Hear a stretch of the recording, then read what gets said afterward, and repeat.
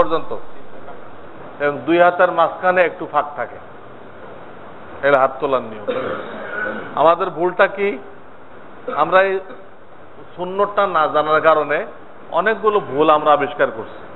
কেউ মিলাই দেই, কেউ ফাঁক করে ধরি, কেউ মুখের সামনে ধরি, কেউ পেটের সামনে ধরি, কেউ নমস্কারের মতো করে ধরি, কেউ হাত বন্ধ করে ধরি, আবার কেউ দড়ি পাকায়।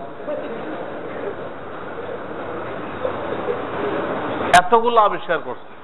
সুন্নাত কিন্তু একটা, একটা না জানার ধরুন 10 রকম ভুল আমরা আবিষ্কার করছি। এইভাবে শুরু করতে হবে কি দিয়ে? আল্লাহর প্রশংসা, নবীজির দুরুদ। আমরা শুরু করে কি দিয়ে? আল্লাহুম্মা আমিন। এটা আর এক ভুল, আর এক ভুল। শেষ করতে হবে কি দিয়ে? আল্লাহর হাম, রসুলের উপরে দুরুদ, আমিন।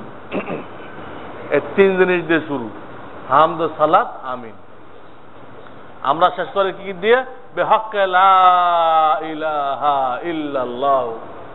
হাদিস দেখান, আপনি এটা দিয়ে শেষ করলেন, তার হাদিস কোথায়? আল্লাহ রসুল জীবনে কোনোদিন বিহাক্কে লা ইলাহা করে মোনাজাত শেষ করছিল? তো মন গড়া বললে হবে?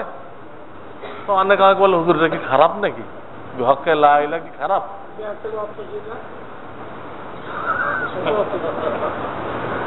তাই বললাম যে খারাপ তো না, কিন্তু কথা হলো আপনি আমার টয়লেটে ঢুকতেছেন, তো টয়লেট ঢোকার সময় দোয়া পড়লেন কি লা ইলাহা ইল্লাল্লাহ মুহাম্মাদুর রাসূলুল্লাহ, সেটা হবে?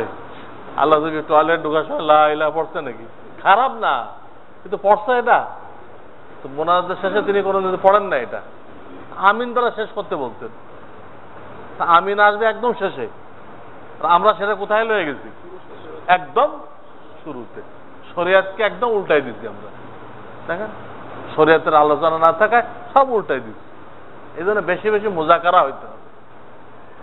নবীজির সুন্নত কি, খুব আলোচনা হইতে হবে।